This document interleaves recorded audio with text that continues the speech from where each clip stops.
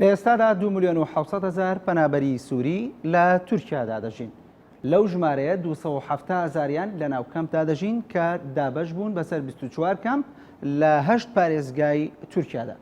دابەشبوونی پەنابەرانی سووری لە ناو کەمپەکانی تورکیادا بەم شێوەیە بێت: لە هەرێمی مێردین لە بەرامبەر شارۆچکەی درباسی ڕۆژاوای کوردستان 12,000 پەنابەر لەم کەمپەیە ئەژین و لە ناوچەی ڕەحا لە بەرامبەر شارۆچکەی گرێسپی 110,000 پەنابەری سووری لێرەدا دەژین و لە هەرێمی غازیانتاپ لە بەرامبەر جەرابلوس 40,732 پەنابەری سووری لێرەیە دەژین و لە ناوچەی کلیس لە بەرامبەر ناوچەی ئەعزاز لە ناوچەی کلیس لە بەرامبەر ناوچەی ئەعزاز 33,000 پەنابەری سووری لەم کەمپەیە ئاژین.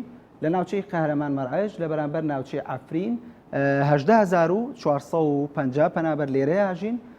لە هەرێمی هەتای لە بەرامبەر پارێزگای ئیدلیبی سووریا 18,323 پەنابەر لەم کەمپەیە ئاژین. لە کەمپی ئەدەنا ئەدیەمان عوسمانیە و مەلاتیە 37,500 پەنابەر لەم کەمپەیە ئاژین.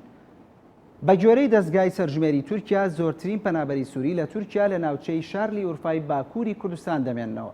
97,579 پەنابەریان لە مێردین دەژین. لە ناوچەی ڕەحا 401,000 پەنابەری لێ دەمێنێتەوە.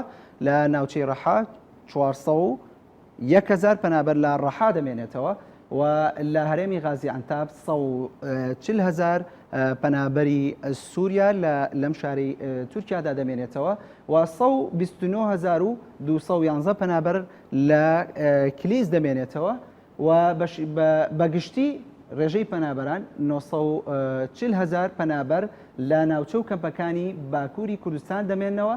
پەنابەرە سووریەکانی دیکە لە ناوچەکانی دیکەی تورکیا وەک ئەستەمبول و ئەنکەرە و بۆرسا دەمێننەوە.